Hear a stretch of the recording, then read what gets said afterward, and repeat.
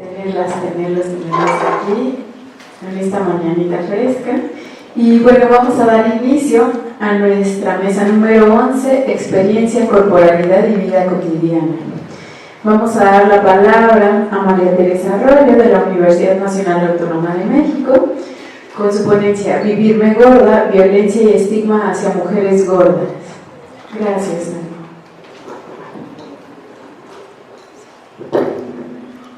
Bueno.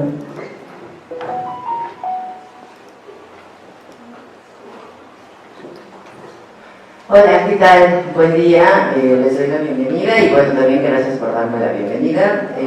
Mi nombre es María Teresa Arroyo Solano, estoy en el doctorado en la Facultad de Ciencias Políticas en Sociología, soy socióloga desde la licenciatura hasta ahora. Y un poco de lo que les voy a hablar ahora justo es sobre la gordofobia hacia específicamente mujeres gordas. Esto, bueno, pues es el proyecto de investigación en desarrollo que todavía tengo en el doctorado, pero bueno, han ido saliendo como algunas reflexiones que me gustaría compartirles. Y bueno, vamos con la siguiente, por favor. Voy a empezar con esta afirmación, digámoslo así. Gorda, gordo, gorde no es una mala palabra, en realidad es un adjetivo para definir cierto tipo de cuerpos. Es más la carga simbólica que se le ha dado a la palabra y el uso peyorativo que se le da por ciertas cosas que bueno, vamos a tratar de reflexionar hoy. Siguiente. Empezamos entonces con esta parte va a estar como, o esta presentación va a estar como en tres partes. Primera como un poco de la definición de gordura desde discursos médicos, después un poco de genealogía de la gordura, es decir, desde dónde o desde cuándo se empieza a ver lo gordo como algo enfermo. Y bueno, por último, pues son como los comentarios y reflexiones finales. Igual cabe aclarar, en primer lugar, bueno, yo no soy profesional médica, yo estoy partiendo desde la sociología. Y en segundo lugar, vamos a hacer como muy clara la diferencia entre obesidad y sobrepeso, que eso le toca como a la parte médica, y la palabra gordura, que es la que utilizo para pues, definir, como ya les mencionaba, ¿no? Este tipo de cuerpos. Entonces, tenemos en esta primera parte que a partir de 1990 la OMS declara oficialmente la gordura como una pandemia. Y a partir de ahí se comienzan a movilizar distintos recursos médicos, económicos, incluso políticos, para hacer, para tratar de erradicar esta pandemia. Siguiente, por favor. Entonces tenemos que la gordofobia parte de un discurso médico, esa es la base de la cual se basa. Pero, ¿qué es una obesidad o es el sobrepeso? En primer lugar, cuando hablamos de obesidad o sobrepeso, desde la medicina hablamos de un exceso de grasa. Pero para la misma OMS nos dice que es una compleja enfermedad multifactorial, y aquí voy a hacer un paréntesis porque realmente todavía no hay un discurso unánime de si la obesidad es una enfermedad o es un factor de riesgo. Recuerden, estamos más o menos en 1990, es algo relativamente nuevo, y los estudios como que cada vez están avanzando y están sacando cosas. Y la OMS nos dice que es una enfermedad multifactorial no transmisible, que es esta parte de la adiposidad excesiva. Aquí es donde me quiero detener un poco porque nos habla de multifactorial como pues, esta parte de la biología, acceso a atención de salud, salud mental, alimentación, factores socioculturales, economía, medio ambiente e intereses comerciales. Entonces la obesidad, inclusive si tomamos esta definición, no es únicamente responsabilidad del individuo, sino que es un conjunto de situaciones, de contextos que hemos visto. El sobrepeso, digámoslo así, lo define la OMS como justo la antesala de la obesidad. Más adelante vamos a hablar, pero le voy a dar un pequeño spoiler, es a través del índice de masa corporal en la cual se define qué es el sobrepeso y qué es la obesidad. También tenemos diferentes tipos de grasas, sobre todo hay como la grasa quinoide y la grasa AMBER, que digamos que son como los cuerpos de mujeres y de hombres, dependiendo cómo está distribuida la grasa. Y cuando se habla de costos económicos, que es uno de los discursos que más se utiliza, en realidad todas las entidades económicas que hablan sobre los costos económicos de la obesidad hacen esa proyección a partir de cuánto cuesta que una persona gorda no trabaje. Y lo vemos ahora, actualmente, ahorita justo en este momento se está desarrollando en el Reino Unido, se está tratando de darle medicamentos a las personas gordas para que se integren de nuevo a un mercado laboral. Entonces, cuando hablamos de costos económicos, se refiere más a eso y también como a los sistemas de salud, pero más adelante hablaremos un poco de ello. Y como les mencioné en un principio, como es un tema relativamente nuevo, no hay muchas perspectivas como tal. Se empieza a hablar como de cuestiones genéticas, cuestiones del medio ambiente, entonces es algo muy nuevo que las investigaciones como que se van dando, pese a que la gordura ha existido como durante toda la historia de la humanidad. Siguiente, por favor. Sería muy ingenuo de mi parte negar todas las comorbilidades que trae la gordura, y eso jamás lo voy a tratar de hacer, no se va a negar estas comorbilidades. Más bien lo que yo estoy tratando de dar el foco es la discriminación que hay hacia estos cuerpos gordos, a partir de pues, usar la presencia de esta cuestión de los impactos que toman temas.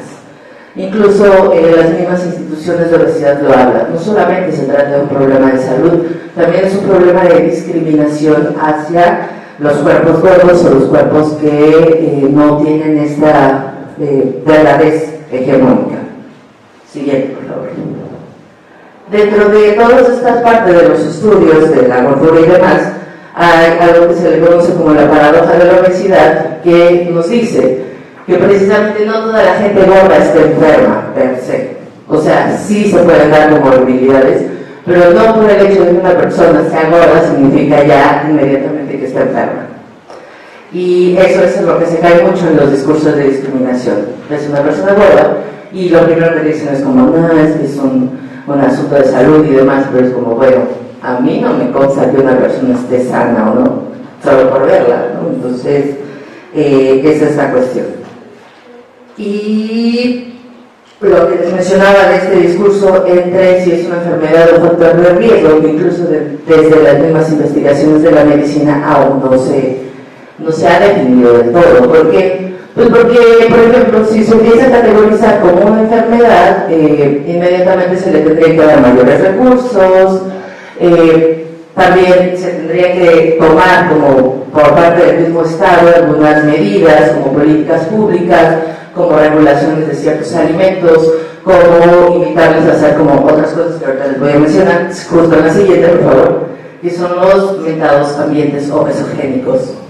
Los ambientes obesogénicos es un término acuñado por un señor Boyd Seymour, que es un nutriólogo, en 1999, solo para que chequen, tiene 25 años. Nos habla justo de un entorno, un contexto o un ambiente.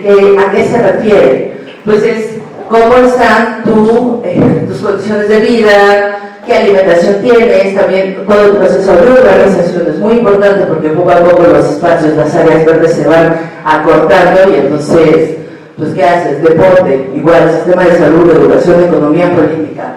Y aquí les menciono, no todas las personas tenemos las mismas condiciones, por ejemplo, de hacer ejercicio.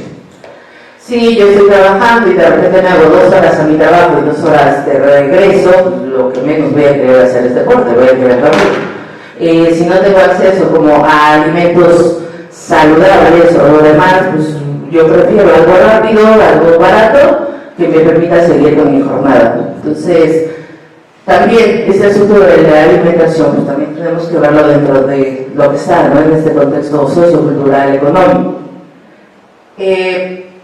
En el caso de México, por ejemplo, las instituciones de salud, ahí hice un comparativo entre el IMSS y el ISSSTE. El ISSSTE realmente no tiene como condiciones para tratar la obesidad desde la medicina, pero llama la atención que en el IMSS incluso hay una clínica de la obesidad en el Hospital Siglo XXI y es uno de los pocos hospitales públicos donde se hacen cirugías bariátricas.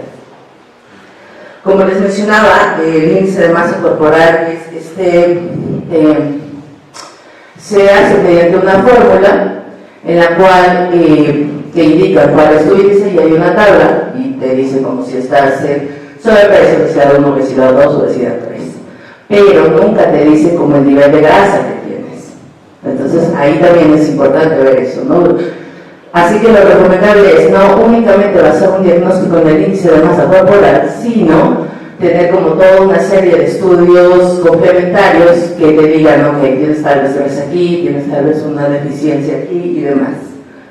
Los tratamientos comúnmente para la obesidad pues son tanto, primero, alimentación, deporte, también hay fármacos y también hay cirugías bariátricas, que, como les mencionaba, en instituciones públicas son pocas las que lo realizan de manera gratuita, privadas pues también salen costosas, y que han ido cambiando. O sea, hasta hace unos años únicamente se recomendaba a partir de obesidad 1, perdón, obesidad número 2, pero ahora incluso desde obesidad número 1 se está dando como todas estas cirugías bariátricas que, bueno, en palabras de muchos profesionales de la salud, y que yo les insisto, no soy profesional de la salud, pero pues sí es pues cortar un órgano de tu cuerpo para no asimilar como mucha comida y demás. Entonces, sí es una especie de mutilación para...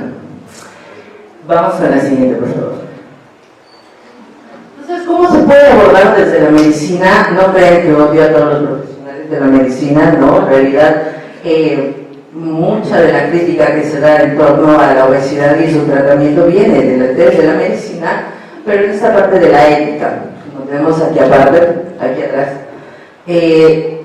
se recomienda como abordar un tratamiento más integral, tal vez conocer un poco más al o la paciente sobre cómo son sus condiciones de vida.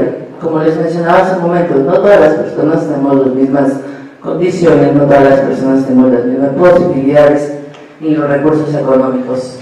Entonces hay que tratar de que el tratamiento se acople mucho a las necesidades y al modo de vida de las personas. Vamos con la que sigue. Bueno, todo esto fue para mencionarles justo que desde esta investigación la gordura o la palabra gorda se utiliza como una palabra neutra, que muchas personas críticas, sobre todo activistas de la gordura, la han adoptado como un reapropiamiento de esta palabra que es tan peyorativa para decir, bueno, somos gordas, ¿no? Y también proponerles que el enfoque de la gordura no solamente debería de ser desde la medicina, sino que también se puede dar a través de, por ejemplo, las ciencias sociales, que es un poco lo que estoy tratando de hacer, y el activismo gordo, los fat studies, que justo, más o menos desde que se hizo en el 90 como pandemia, se declaró pandemia en la gordura, comenzaron a salir el activismo gordo y los fat studies aquí en Estados Unidos. Desafortunadamente en México apenas está teniendo un auge. El activismo gordo principal latinoamericano surge en Argentina, más o menos como en los 2000, y vamos con lo siguiente. Como les mencionaba, la gordura es algo que ha existido con la humanidad desde siempre. Si ubican, que no les puse la imagen, pero está la Venus de Wielenberg, que data de hace más de 15.000 años, que se cree que es como una cuestión de fertilidad y demás. Pasando por la Edad Media, en la cual a los gordos, a los hombres gordos, se les tomaba como un estatus de riqueza, su misma gordura. En la Ilustración, justo cambia un poco como con el desarrollo de la medicina y del conocimiento del cuerpo, se habla de la gordura como algo inútil, y tenemos ahí el caso de Luis XVI, al que se le hacía como mucho burla el hecho de ser gordo y se le veía como una persona completamente infértil. Pero las mujeres siempre hemos estado sometidas a un mandato de delgadez. A partir de 1832, con Quetelet, que fue quien hace este índice de masa corporal, y los estudios de la grasa comienzan a desarrollarse aún más, el concepto de gordura cambia completamente y a lo que tenemos como en la actualidad, que justo es un momento muy paradigmático porque es junto con el modelo económico, ¿no? La industrialización, el capitalismo, en el caso de México, por ejemplo, en el liberalismo, cuando se hace el Tratado de Libre Comercio comienzan a entrar transnacionales con muchos otros alimentos, las jornadas se aumentan y demás, obviamente la población cambia sus hábitos y todo eso. Y las mujeres siempre hemos estado como sujetas a este mandato de delgadez. Si pensamos en algún momento, pensemos como en el Hollywood de los 50, estas actrices que si bien ahorita tal vez no nos parecerían tan delgadas, aún así, ¿no? Había como cierto mandato sobre esto que, gracias, justo se ha ido perpetuando a través de modas, a través de medios de comunicación y demás. Vamos con la siguiente. Entonces aquí les quiero como pedir que hagan solo una pregunta así como de reflexión, sobre todo a las mujeres. ¿Qué es lo que se nos pide sobre nuestros cuerpos? ¿Qué frases hemos escuchado sobre nuestros cuerpos? La gordura entonces no solamente tiene que ver con una cuestión de salud, sino también ya hay como una cuestión moral en la cual tu valía depende directamente de tu peso. A las mujeres gordas se les ve como descuidadas, perezosas, como mujeres que comen demasiado, que no hacen ejercicio. Hay como todo este tipo de frases, como las tenemos acá, ¿de verdad te vas a comer eso? Conozco un buen médico que podría ayudarte, tienes una cara tan bonita si solo fueras un poco más delgada, ¿no? Y todo este tipo de cosas que tenemos como, no sé, ya subiste de peso o cosas así. Todo este tipo de frases a las mujeres van dentro de este mandato de delgadez que se nos impone y que hemos ido como perpetuando y demás, y que pues muchas de las consecuencias son completamente materiales. Tenemos los trastornos de conducta alimentaria, tenemos toda esta necesidad de a veces creada de cirugías bariátricas, por ejemplo. Siguiente, por favor. Lo que se da es que en esta sociedad justo a las mujeres se nos impone, y no solo a las mujeres, también al resto de las personas, pero en las mujeres impacta de una manera especial esta relación antagónica que tenemos con el cuerpo. Cómo es que nos vemos nosotras y cómo de repente o en qué momento uno de nuestros mayores miedos es engordar. También justo, ¿no? Cómo hemos ver cómo se ha desarrollado incluso la moda con los corsets, con las fajas, que son las mujeres como quien las llevaban. Entonces hay como toda una parte de privar al cuerpo de las mujeres como de ciertas cosas. Y vamos con la siguiente, por favor. La gordura, bueno, pues siempre ha existido y no va a dejar de existir. La perspectiva más que nada que les traigo aquí es que es una diversidad corporal que se ha visto de diferente forma a lo largo de los siglos. O sea, el discurso médico no ha sido el mismo el que está ahorita que hace unos años. También tiene unas connotaciones culturales, tiene cuestiones geográficas incluso, donde la gordura se les da distintos significados. Siguiente, por favor. Y voy a quedarme con esta última, el último concepto, que es el de gordofobia, que tal vez, cuando hablamos como de fobia, es como, bueno, nadie puede tener un miedo irracional hacia la gordura. Y mi pregunta es, ¿de verdad? Porque la gordofobia ha surgido como un fenómeno social y cultural que es un odio, rechazo y violencia hacia las personas gordas. Y todas las personas en algún momento lo hemos hecho.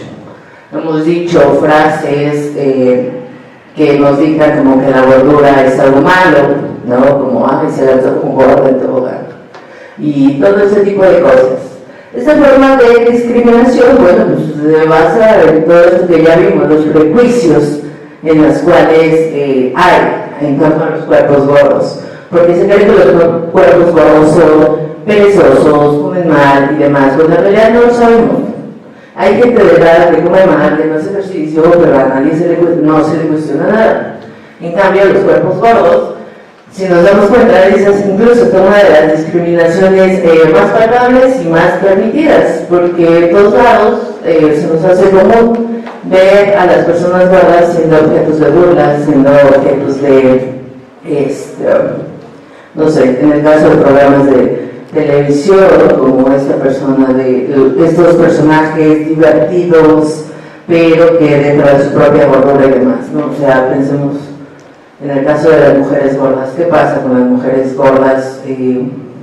No sé, ahorita justo estoy pensando en el caso de Michelle Rodríguez. Recuerdo que hace unos meses todos se fueron como en contra de ella porque estaba en la portada de una revista y demás.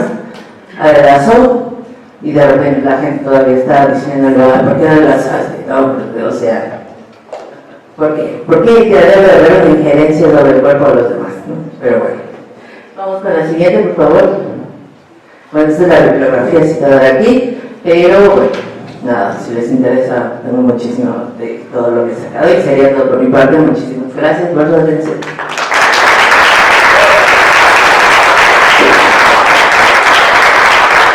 Gracias, María. Pasamos a la ponencia de Andrea Valeria Alberto Armento, la corporalidad de la sabiduría de las masas. Proceso del taller de danza, caminos para una corporeidad política integral.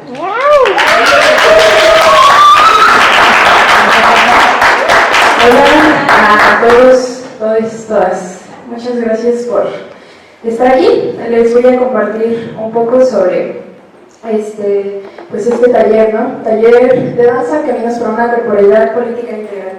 ¿Le puedes cambiar, por favor?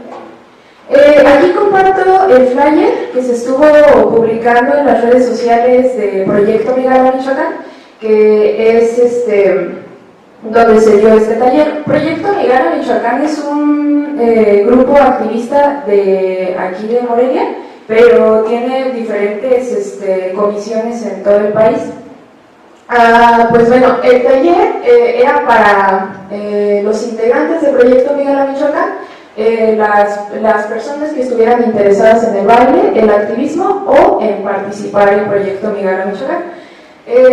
Tuvo una integración en temporalidades diversas. Esto quiere decir que de las 7 sesiones que hubo, no todos comenzaron desde la sesión 1 hasta la 7, sino que fue algunos esporádicos, otros a la mitad, otros se integraron al final del taller. Los participantes rondaron desde los 18 años a los 66 años de edad, siendo la mayoría de 20, 23 y 26 años de edad.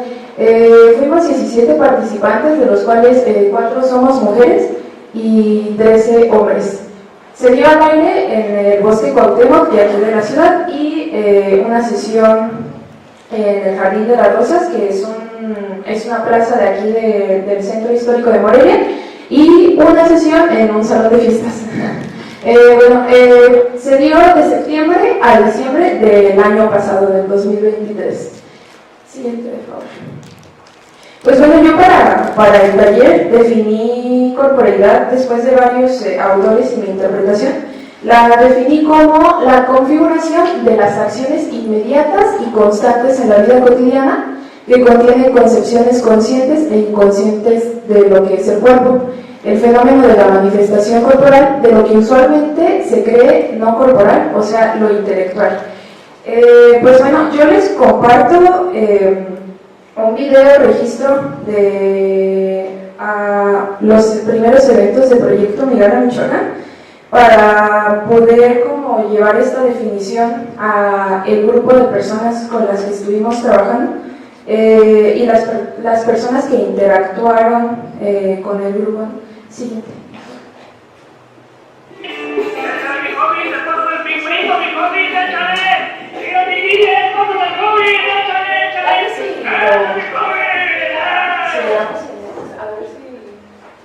O sea, de que salgamos de la modo presentación.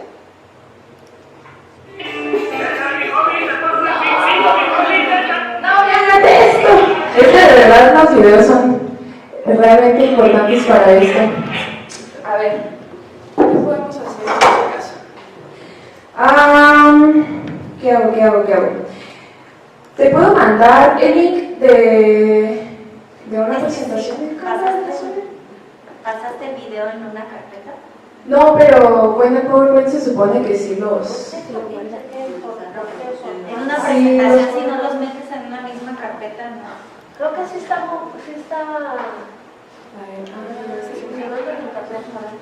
A ver, vamos a... Miren, lo que podemos hacer es que les paso como la info de... como la teórica antes de lo de los videos y todo eso.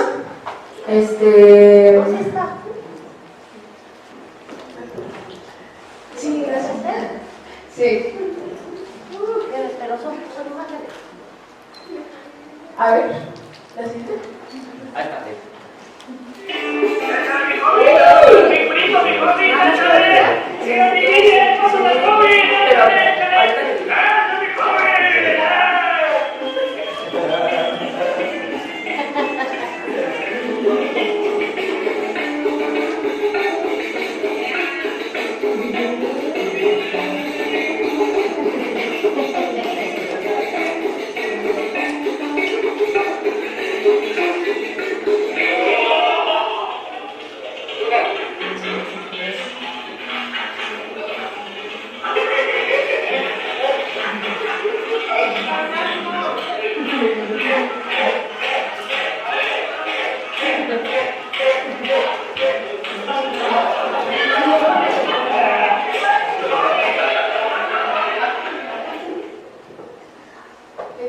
¿Lo puedes poner?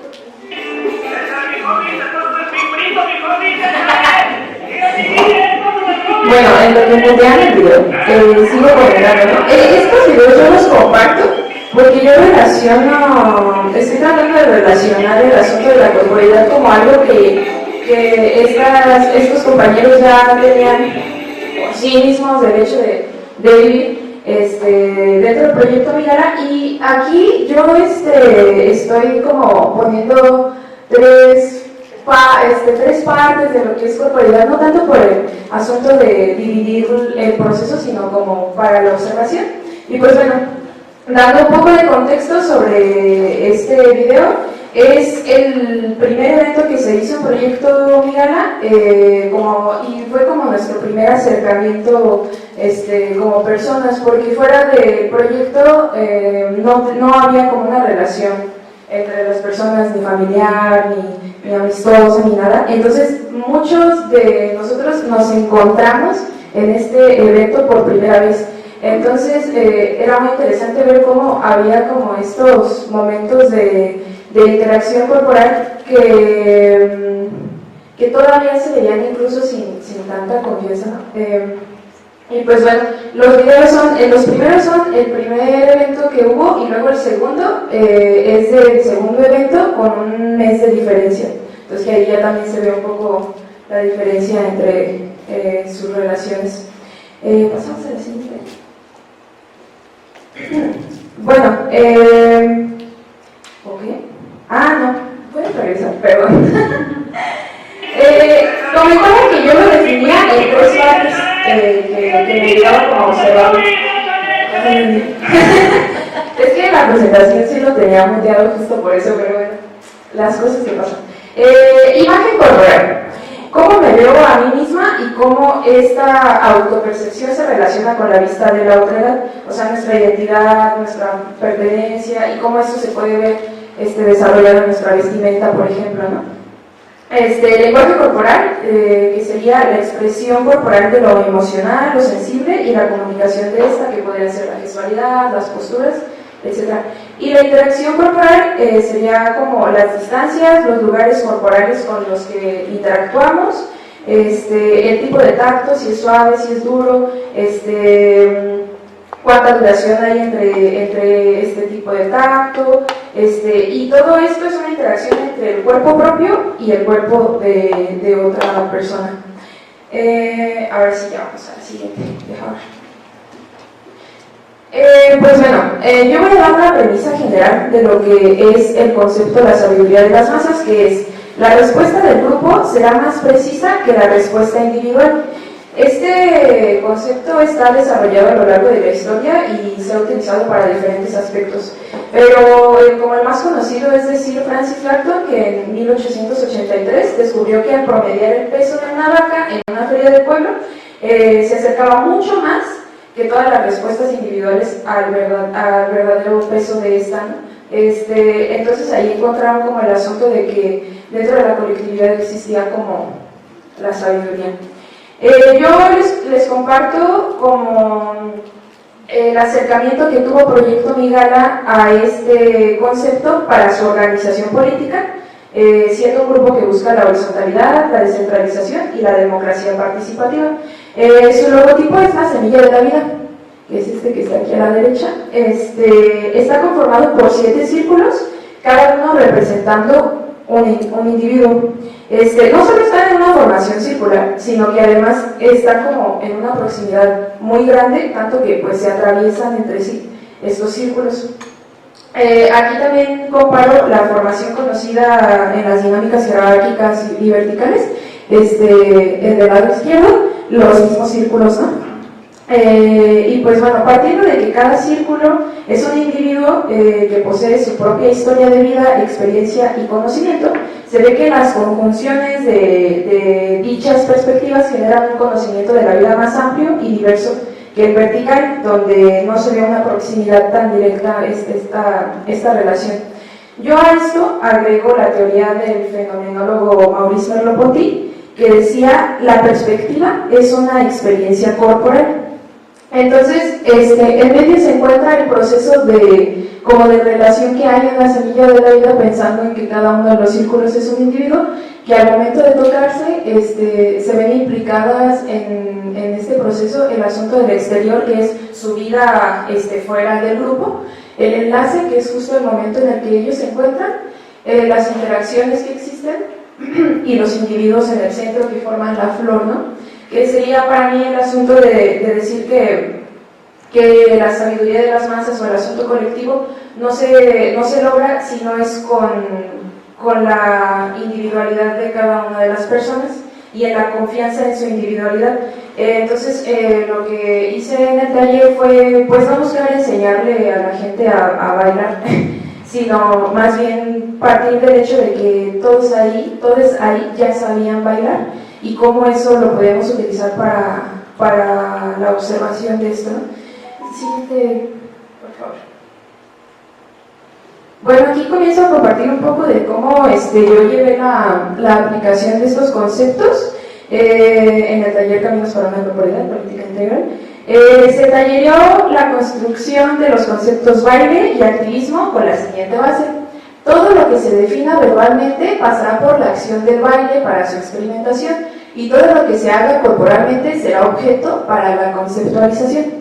Esto nos llevaba como al asunto de la observación de nuestra experiencia del movimiento, para después de reflexionar, encontrar como similitudes, contradicciones, variaciones que nos ayudaran a ver como la experiencia individual y al mismo tiempo la colectiva sobre estos conceptos. Pues bueno, en el siguiente video les muestro el registro de la sesión 1, donde se llevó a cabo el ejercicio dancístico con la siguiente propuesta: baila de la manera en la que intuyes que se baila.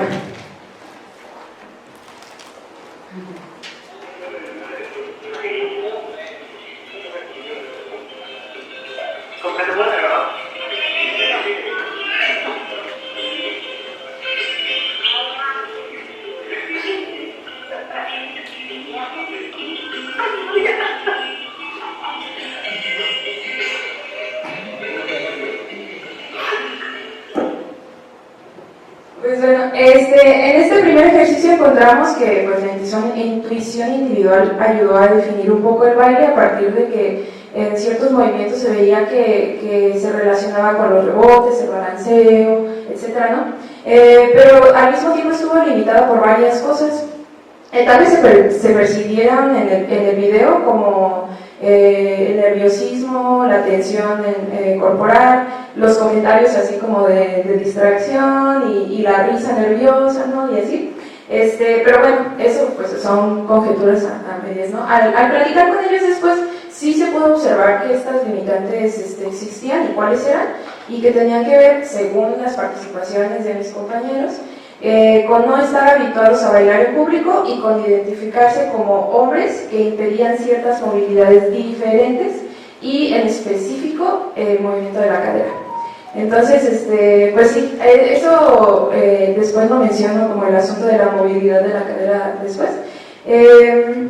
Vamos con la siguiente, por favor.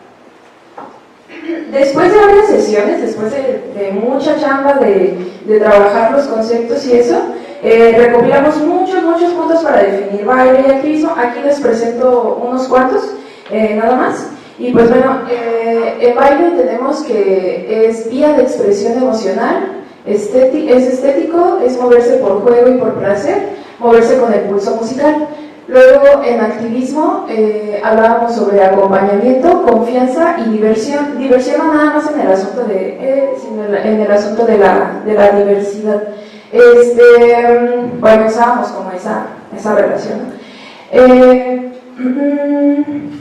bueno, en el proceso de movimiento-reflexión, dio como el desarrollo de movimientos corporales específicos que sí se relacionaban con estos, pues la conjunción de estos dos conceptos, y luego nos dieron como la oportunidad así de hablar sobre el potencial en acciones corporales activistas, ¿no? Cómo sí pueden existir acciones corporales que podamos sentir o definir como activistas. Y pues bueno, en estas son las tres de abajo, ¿no? La relación entre ellas. Moverse con cualidades y partes del cuerpo no usuales, que tendría que ver con la diversión o diversidad. Dejarse mover con los ojos cerrados, que sería la parte de confianza, y cercanía y tacto con acompañamiento. Bueno, en realidad todas están mezcladas, ¿no? Pero ahí más o menos para que se pueda encontrar. Bueno, aquí tengo este ejercicio. Les voy a contar cuál es la propuesta o la instrucción específica, que es: en parejas, una persona con los ojos cerrados se permite mover por otra con los ojos abiertos. La persona que mueve el cuerpo lo hace a través de empujar o jalar diferentes partes de su compañero, buscando con esto compartir su experiencia personal de baile. La persona con ojos cerrados tiene libre interpretación de movimiento al recibir un empujón. Pues bueno, aquí vemos al compañero Daniel y la compañera Mariana, que son los que están hasta el fondo. Como el asunto del empujón, el compañero Daniel lo llevó, pues sí, a su libre interpretación y a la libre inercia de caerse todas las veces que lo empujaran con los ojos cerrados. Entonces, él se cayó todo el tiempo. Y por otro lado, por ahí se ven algunos otros compañeros que tienen el asunto de la cercanía y el tacto con el compañero Silvano, el compañero Daniel, el compañero Daniel siendo movido por, el compañero Silvano siendo movido por Daniel, y el asunto de la experiencia del baile de Daniel en esto, ¿no? Pasamos al siguiente, por favor. Bueno, en el siguiente encontramos otra vez el asunto de la movilidad de la cadera como la onda de la diversidad del cuerpo, de la movilidad del cuerpo, donde nuestro compañero Andrés ya como que encuentra esta forma de la diversidad de su movimiento, y es como el asunto, ¿no? La movilidad de la cadera. Luego acá está Memo, siendo movido por todo el mundo. Y pues bueno, aquí hay otro ejemplo de la sesión 4, que es un ejemplo como individual, el asunto de un compañero llamado Emilio, que también tenía como el asunto de las limitantes de ciertas cualidades de movimiento, y aquí justamente en este ejercicio él encuentra, el que está en el piso, pues así como movilidades diferentes a las que él utilizaba, ¿no? Este ejercicio tenía como premisa el bailar de forma ridícula, intentar moverse con movimientos que asocies al ridículo. Entonces, pues bueno, él asoció esta onda de estar en el piso así, con el ridículo, ¿no? Siguiente, por favor. Pues bueno, yo quisiera concluir que hablar de corporalidad como un fenómeno observable y reconocible puede hacer que las relaciones entre la conformación de nuestro ser y el colectivo, puede abrir la puerta a construcciones como intencionadas desde diferentes disciplinas, ámbitos, y esto en esta ocasión pues yo estoy hablando de activismo y trabajamos en el asunto del activismo. A partir de la danza encontramos también la puerta para observar el asunto de la corporalidad y fue totalmente crucial para ello.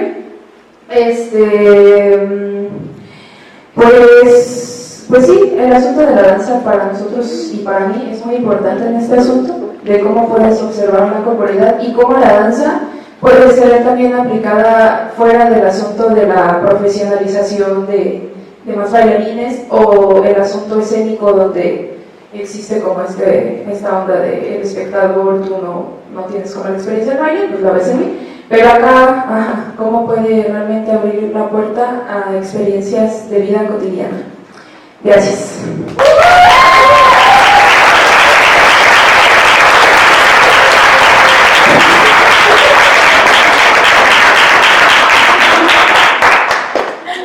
Muchas gracias, Andrea. Gracias. Vamos a dar la palabra a Rosy del Carmen Luna Urdaibai, de la Facultad Popular de Bellas Artes. La ponencia El cuerpo colectivo como estrategia contra la licuefacción de las corporalidades. Muchas gracias. Si quieres más bien como quitarla ahorita para que no nos distraiga el camaleón y ahorita la ponemos. Bueno, a mí sí me distrae.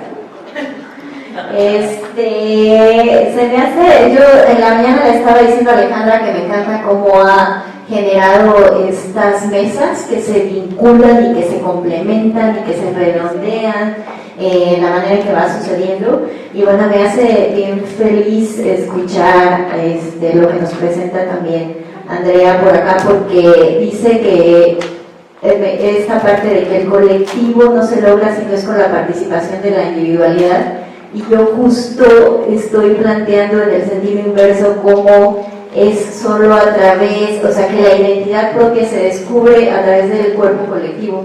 Entonces me encanta, ¿no?, cómo hay estas sinergias, y bueno, que hiciste la tarea de traer ejemplos. Muchas gracias. Yo voy a hablar mucho, este término de licuefacción tiene que ver con un teórico que se llama así como Bauman, y voy a hacer nada más una brevísima introducción porque por acá veo a mis estudiantes de la clase que tenemos ahorita y quisiera que no se perdieran con ese término. Se los explico así súper brevemente. Sigmund Bauman plantea que los paradigmas de la modernidad siguen existiendo en la actualidad y que solo hicimos un cambio de una modernidad sólida a una modernidad líquida. Y bueno, básicamente esto genera un proceso de licuefacción, así le llama. En la modernidad sólida se caracterizaba por la estabilidad, por la claridad de los roles y de las labores. Y bueno, como modelo podríamos pensar en estos súper ricos así, Rockefeller y sus industrias y su dinero acumulado, ¿no? En la modernidad líquida se vuelve todo como mucho más efímero, todo es transformable, todo se está adaptando, todo está cambiando, no hay estabilidad, por eso se vuelve todo fluido, un flujo constante de transformación. Y ahí tendríamos pues es que ahora ni siquiera sabemos quiénes son los ricos más ricos, ni hay lugares en donde los podamos ubicar, o una acumulación de dinero que esté guardada en una parte, ¿no? Está todo en el ciberespacio. Entonces eso es lo que pasa. Y bueno, lo que a mí me interesa es cómo vivimos este cambio, la experiencia de licuefacción de las corporalidades, de cuerpos sólidos a cuerpos líquidos, ¿no? Pasamos de ser cuerpos pesados a ser cuerpos livianos, de cuerpos demarcados territorialmente a cuerpos habitantes del ciberespacio. dejamos de ser cuerpos con una identidad definida para ser cuerpos camaleónicos. Y bueno, en el proceso de licuefacción del que habla Bauman, provoca que las pautas que solían dar referencia a la configuración de sí mismo durante la modernidad sólida, como la profesión, el grupo social, el género, ahora no son determinantes de la configuración de la propia identidad de la manera en que sucedía.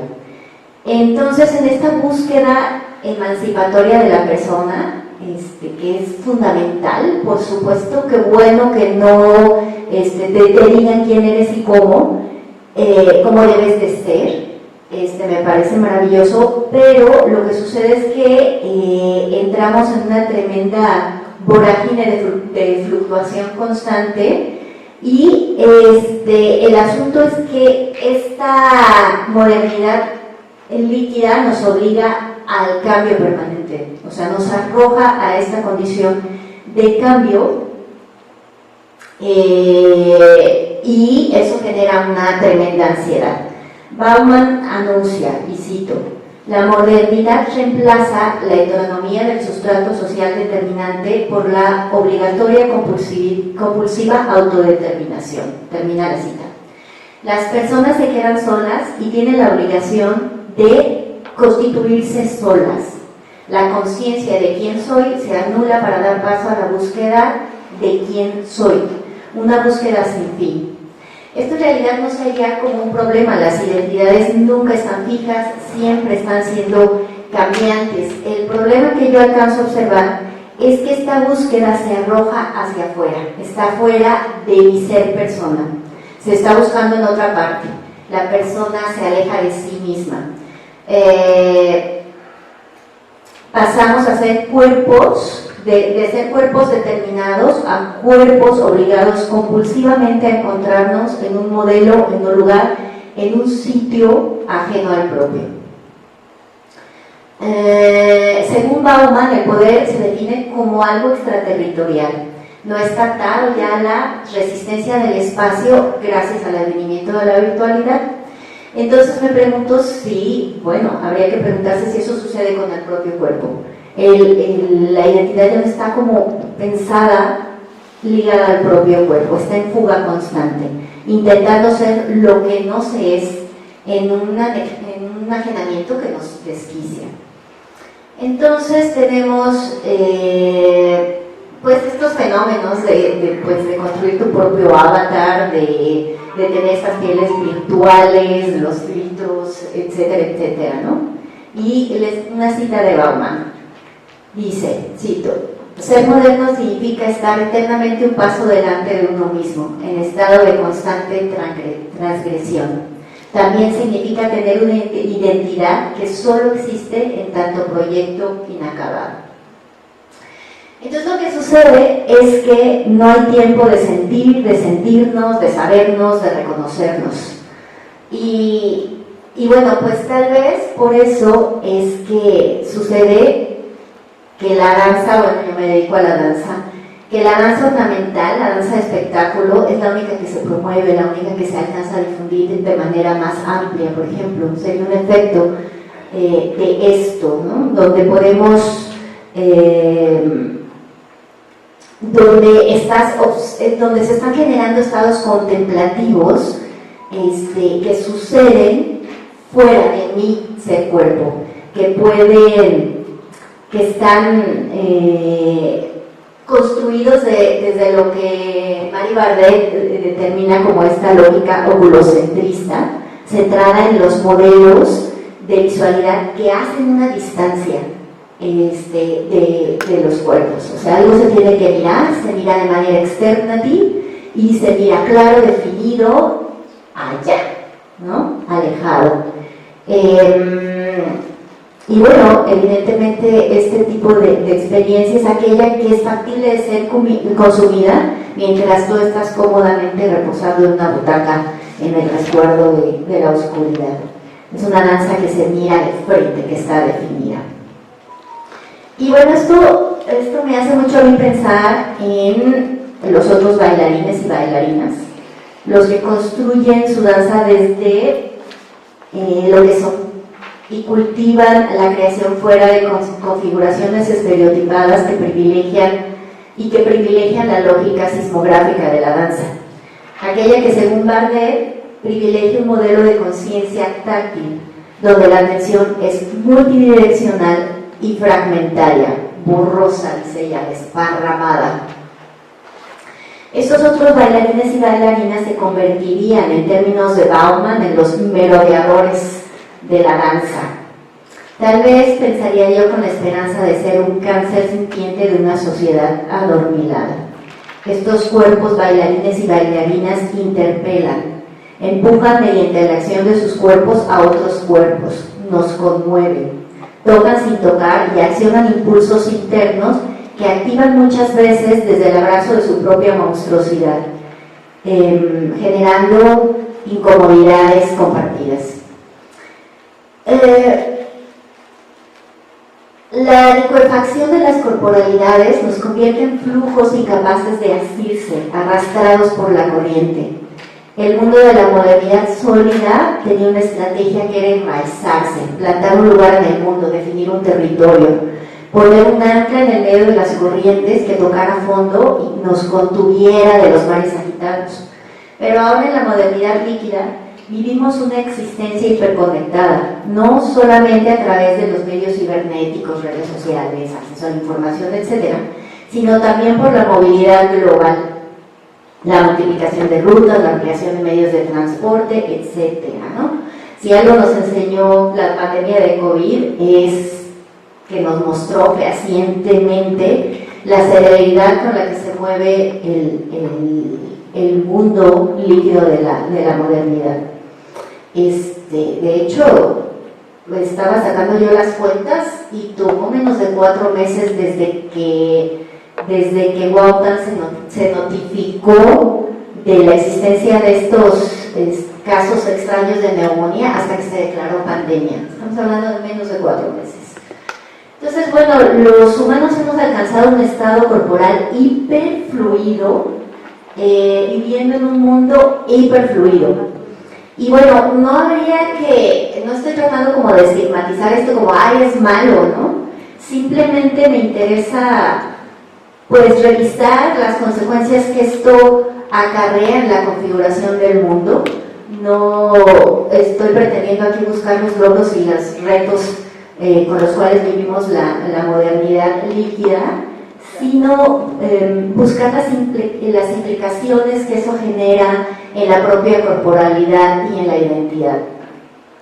Que bueno, que por un lado, si bien nos permite separarnos del territorio cultural y geográfico para determinarnos, es decir, tenemos esa libre elección que me parece muy valiosa, también nos arroja no solo a esta búsqueda constante de nuestra identidad, que me parece que se ha tendido a la exterioridad, sino también estarnos constantemente anunciando quiénes somos, ¿no? Ahora, sí, o sea, pienso incluso, afortunadamente aquí no ha sucedido, ¿no? Pero tienes que hacer la lista de todos tus logros y enunciar todos tus cuestiones académicas para poder tomar el micrófono y presentarte, ¿no?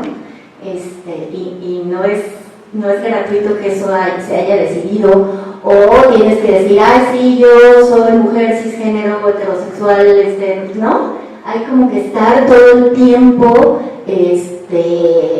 anunciándote y sosteniendo como estas afirmaciones, ¿no? Y bueno, yo considero que es muy importante y es algo que, por eso hablaba de bailarines, que yo he descubierto desde la danza. Hay otras maneras de conseguir este anclaje que podemos generar en el mundo, como un anclaje cambiante, un anclaje que tiene que ver con quiénes somos y cómo nos conectamos, un anclaje multinivel que tiene que ver con la manera en que te ligas a tus saberes, a tu comunidad, a tu cultura, ¿no? pensando tal vez en esta idea más bien de convertirnos en estos pues rizomas móviles, en tanto que los vínculos son los que nos permiten situarnos. Creo que cuando Bardet y muchas otras personas nos invitan a devenir sismógrafas de las corrientes que van sucediendo en curso, nos están invitando a priorizar, y nos invitan a priorizar el sentido del tacto, creo que nos invitan a la conexión. Y entonces, ahora sí, Ale, les traje por acá este cuentito infantil que yo hablo, que de hecho les leí a mis hijos, que se llama Su propio color. Sí. A ver, pásale a la siguiente, y luego la siguiente de una vez, Ale, gracias. Ahí está, esta es la carátula que se llama Su propio color, de Leo Leoni. Dale para adelante, que nos plantea el conflicto que tiene el camaleón, porque todos los animales tienen su propio color. Entonces, pues, los pececitos son rojos, los lobos son verdes, los elefantes son grises, pero pues, los camaleones no tienen su propio color, cambian de acuerdo al entorno en que están, ¿no? Como esta idea de que todo el tiempo estamos siendo arrastrados, ¿no? Y bueno, en el cuentito, les traje todas las imágenes, pero en el cuentito el camaleón pues hace todo un trayecto tratando de asirse a lugares, de establecerse, y pues bueno, ¿no?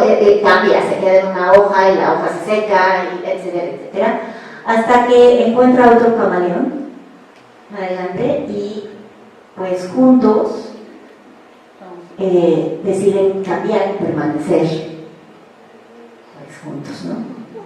Y vivieron felices para siempre. Gracias, Ale.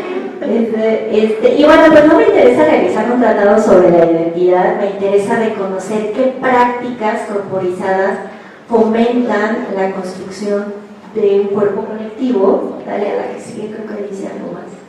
Y cómo ese cuerpo colectivo nos sitúa en el mundo y nos permite arraigarnos. Sí, gracias. Y aquí es donde se me antoja, déjenme ver así porque se me había olvidado poner mi cronómetro, retomar una idea muy interesante que nos plantea Yuluen Moreno en su tesis doctoral, de este concepto que es el cuerpo colectivo, que ella retoma desde la danza y que según sus propias palabras, cito, como una opción de resistencia frente a los procesos de individuación predominantes. Termina la cita. Vivir incentivando conscientemente el cuerpo colectivo se propone como una estrategia fundamental para combatir la vorágine de desarraigamiento, soledad y ansiedad que caracteriza nuestra sociedad. Un camaleón se encuentra a otro camaleón, pero ahí no termina el asunto. No se trata de generar cúmulos de personas, de aglutinarse en función de evitar la soledad, ¿no? Si fuera así de fácil, pues bastaría con subirse al metro, a la combi roja y ya estaba, ¿no? No, acá se trata de ejercer acciones de cuidado, de generar sinergias colectivas que nos abracen y nos impulsen a tratar de generar conexiones conviviales que permitan potenciar y reconocer experiencias propias compartidas. Perdónenme ahí dos términos, pero es muy difícil explicar esta experiencia de lo que es propio y compartido a la vez. Creo que los humanos encontramos en el contacto de otra piel la mejor manera de sentirnos sintiendo. Existe una especie de reverberación que nos relaja y permite no la conciencia en tanto que proceso racional, sino la aprehensión viva de la experiencia propia. Devenir sismógrafo te coloca en un estado de permanente ahora, una hora que integra la memoria, la imaginación y te permite tomar calma, la calma necesaria para aperturarte. Déjenme ver qué brinco porque se me cae el tiempo.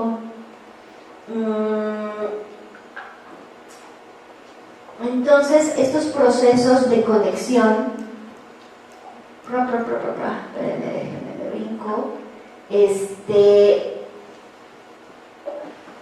creo que si bien yo los encuentro en la danza, los encontramos en el mundo, los encontramos en muchos momentos del mundo. Creo que lo vivimos en muchas de estas mesas y tienen que cultivar como ciertos aspectos en el ambiente que son determinados.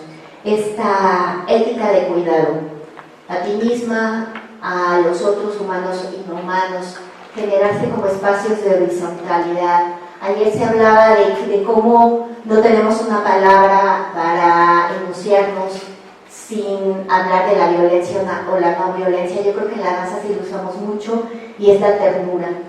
Y que son espacios también que implican responsabilidad, que favorecen la posibilidad de, desde la seguridad, explorar caminos antes no explorados y asumir la incertidumbre como algo compartido, lo que resta carga de ansiedad. Tocar y ser tocados, es decir, la percepción, la propiocepción y la acción compartida entre los cuerpos como una posibilidad de enseñanza, aprendizaje y como un espacio que nos permite reconocernos en una manera de movernos, de ser tocados, de ser tocadas y desde ahí poder encontrarnos, reconocernos y descubrirnos de manera como constante. En pocas palabras, cultivar relaciones de sostenimiento desde la complejidad y multidimensionalidad que implica la experiencia corporizada, que te permite ir a tu centro y en relación con una experiencia de ser vinculante y cohesionante. Muchas gracias.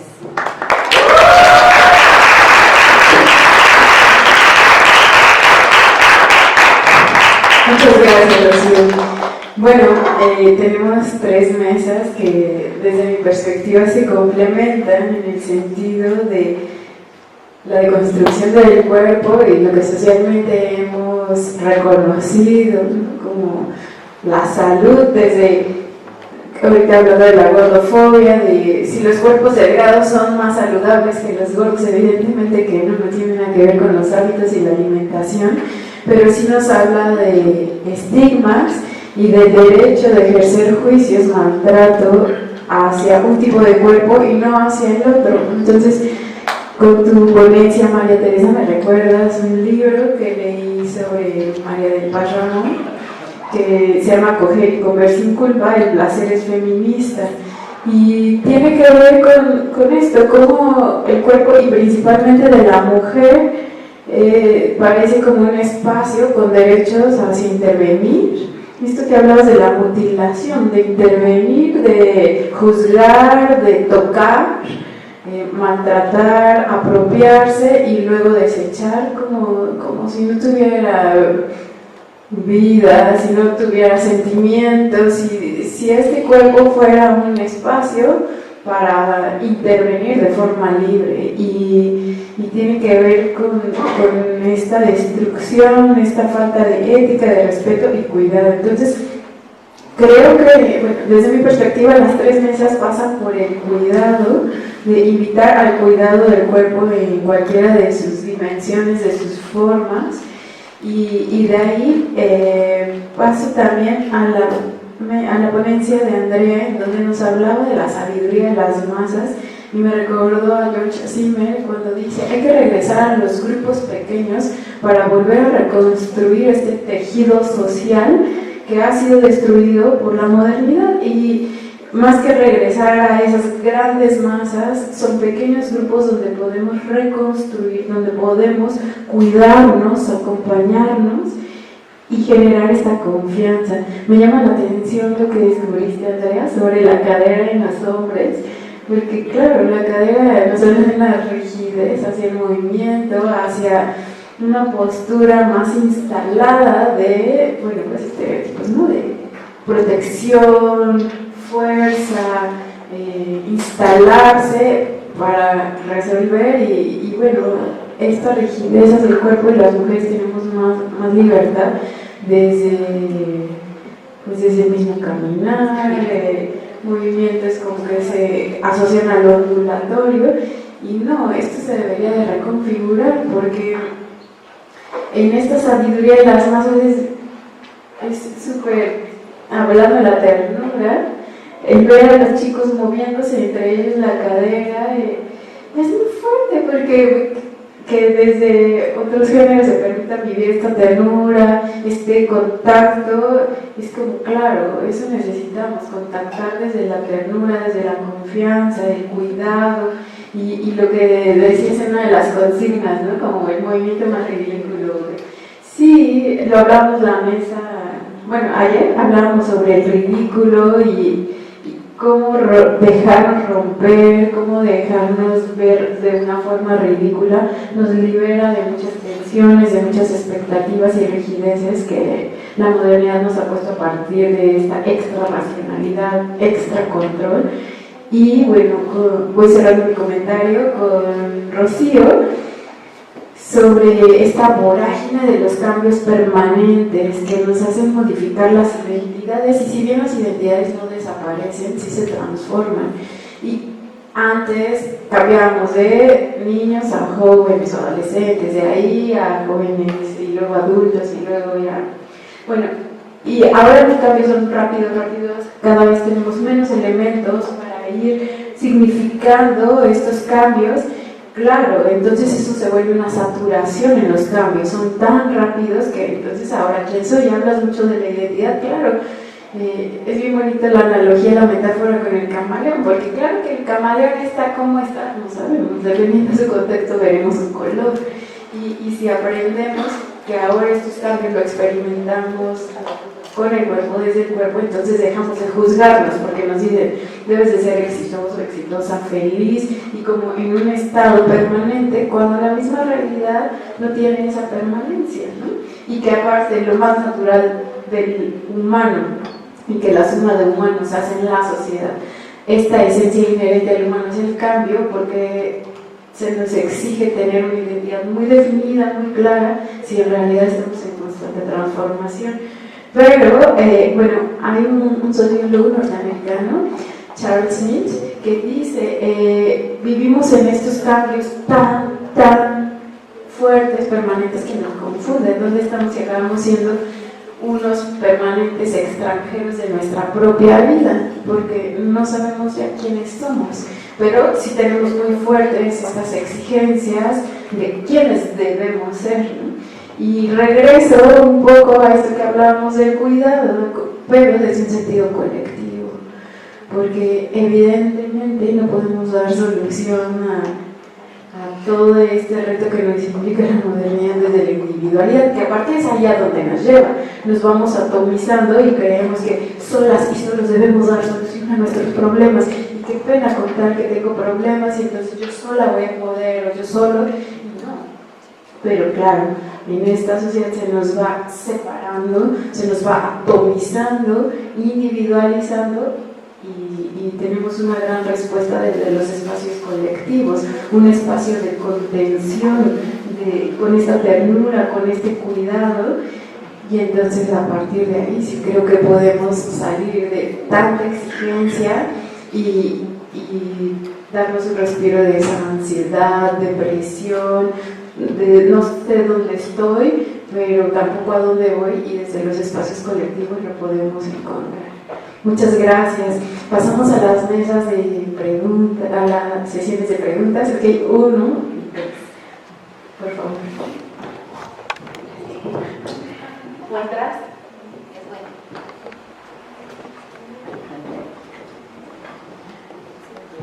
Hola, buenos días. Primero que nada, gracias por todas estas mesas y compartirnos toda esta información.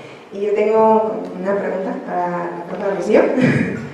Y pues usted nos hablaba como de esta colectividad, de cómo encontrarnos. Y pues ya mi pregunta es como, ¿qué propuestas nos puede brindar para encontrar esta colectividad, para permitir tocar y ser tocados, y mediante esto encontrar la identidad personal mediante esta colectividad? Gracias. Gracias, María. Fíjate que nosotros tenemos la gran ventaja vivirnos en el medio de la danza y sí estar en ese huevito, pero creo que el asunto es, estaba pensando como en una receta, ¿no? Una receta de prácticas colectivizantes del cuerpo, ¿no? Algo así como levántese y abrácese, abraza al ser humano o no humano que tiene al lado, desayune bien, desayune con alguien, salga a la calle sin un plan preestablecido, o sea, como constantemente estar como buscando esos espacios que me parece, justo ayer lo comentaba en una de las mesas, algo que les di por cierto mal el dato, les dije que era Fernanda Fernández quien hablaba de eso y no es Fernanda del Monte, que hablaba de la importancia de generar espacios de silencio, de tomarse el tiempo para.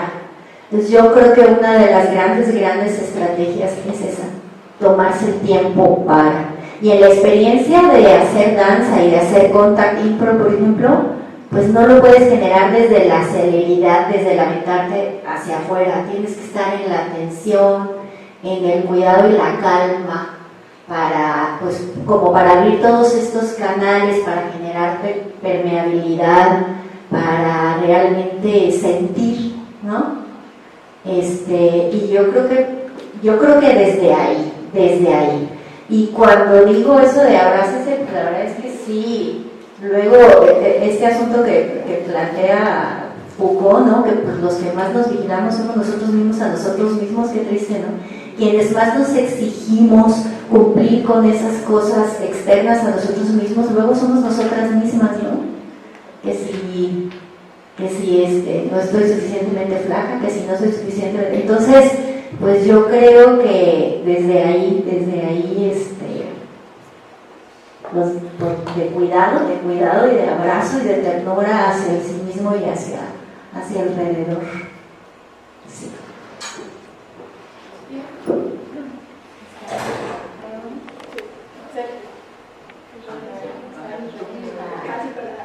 En el mismo micrófono.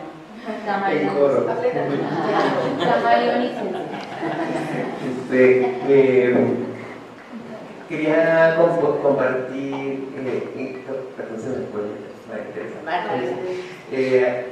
que hace poco vi un corto de postporno de activismo, feminismo lencho, que hablaba, era precisamente una brasileña, una argentina y una chilena que acuñaban, buscaban acuñar el concepto hortensia para hablar del placer del cuerpo gordo, y me llamó mucho la atención. No tengo como los datos así porque porque a ver, muchos cortos entonces esta vez también me conectó mucho con eso, y es un cortometraje súper lindo, pero supongo que ha de estar por ahí en la red así como Gordencia, y quería como compartírtelo, porque me parece súper interesante todo este asunto, porque precisamente yo también empecé siendo bailarín, todo este tema de los cuerpos gordos ha sido una cosa bastante grande, y siempre pareciera que también la gordofobia está tan velada que a veces uno mismo no se da cuenta hacia la otra persona, pero también hacia uno mismo, ¿no? O sea, que es muy común uno bromeando diciendo, ay, nos quedaste bien gordo, ¿no? Mi cuñado ya nos dijo en la familia, porque salió el tema, es que de verdad ustedes, él es más típico de los demás, de verdad que ustedes hablan de eso sin realmente tal vez ser conscientes de qué se siente realmente estar gordo, ¿no? Porque nada más es como una cuestión de, ay, una lonjita, ¿no? Una cosa así, y ella va revelando como todo ese estado psicológico, cultural también, de los cuerpos. Me parece muy revelador todo esto que nos plantea muchísimas veces. Y bueno, todas esas reflexiones me estoy escogiendo que sea algo, pero bueno, me parece muy importante lo que está haciendo Andrea. Yo creo que personalmente yo creo que es uno de los sueños desde mí como profesional de la danza, cómo integrar la danza efectivamente, porque luego como artistas decimos mucho, que nos interesa el mundo, que bla, pero ¿qué estás haciendo al respecto? y ver el ejemplo concreto de lo que tú estás haciendo es súper, es como realmente la función. Y además que aunque no tan a profundidad del proyecto Migala, a mí desde que me lo platicaste me parece muy importante emprender proyectos tan utópicos. O sea, es que es muy utópico lo que se está buscando allí. Y ya yo como ya un personaje más o menos adulto, pues se supondría que a los 46 años hay este lugar en el que uno dice, bueno, quién sabe si se logre, ¿no? y cómo sostener el pensamiento de quién sabe si se logre, pero de todas maneras hacer las cosas. Yo creo que eso es fundamental. O sea, yo no sé si se va a lograr lo que busca, pero sí, hacerlo con el ánimo de que sí se puede lograr, pues también es parte del lograr realizarse, ¿no? O sea, Rocío hablaba por poner estos ejemplos de los camaleones y demás, o de cómo la imagen externa o los referentes externos intervienen con la individualidad. Y bueno, a mí como joto nacido en el 78, cuando en el 85, en plena crisis del VIH, mis referentes de ser joto, los que me llegaban a mí, eran los de Sidoso, la vestida, y mencionó luego en él lo del ridículo, ¿no? Pero muchas personas no hacíamos el ridículo por cuenta propia, nos ridiculizaron antes de que no supiera que podía, mediante el ridículo, liberarse. Entonces, sí, desde mi experiencia, ser joto y ser bailarín fue utópico. O sea, no sé si se va a lograr, pero de todas maneras lo voy a hacer. Y así me parece que es el proyecto que tienen con Migala, o que tú has emprendido con tu taller. No sé si se va a lograr, pero lo voy a hacer. Me parece que ese es el espíritu correcto, o bueno, para mí. y que si nadie más lo decía también, por ahí creo que va a seguir. Y pues bueno, decía un maestro que tengo que decir, porque ya es muy famoso y además ya me caigo porque ya todo es copyright con él. Si no puede mover, si pudiendo mover las caderas no las mueve, no confíes en esa persona. Entonces, eso me va súper chido. Y luego también nos decía en las clases, hablando del camaleón, bailan como reinitas, no bailan como reinas, bailan como diosas, transformándose en lo que quieran transformarse. Y pues bueno, sé que tiene un proyecto que se llama Camaleónico y es justo eso. O sea, este ejemplo del camaleón, sí, pero son vivencias distintas. Para mí creo que incluso es justo, mira, para donde esté me voy a colocar, porque también ahorita lo pensé, creo que hay una mirada camaleónica de afuera, es decir, que luego las personas te ven del color que te quieren ver, y te ven del color que te quieren ver de acuerdo al contexto en el que estás. Y eso es, a mí me parece ahorita lo más peligroso, más que uno volverse del color de acuerdo al contexto. Creo que ahorita el peligro es que la gente ya da por hecho que tú eres de acuerdo al color que te ve, en el contexto en el que estás, que me conecta mucho con lo que decía Teresa, de cómo decimos que alguien está sano o enfermo, nada más porque tú lo ves en un ambiente sano o enfermo. Si tú vas al gimnasio y todos los que están delgados son sanos, y no sé, ¿no? Si tú vas a una clase de edad y todos ya son empáticos, no sé. Y pues... Hola. María Teresa, muchas gracias. Muchas gracias. Quiero empezar. Y no te quiero poner en jaque, pero me entró en duda. Digo, por si no tienes la información.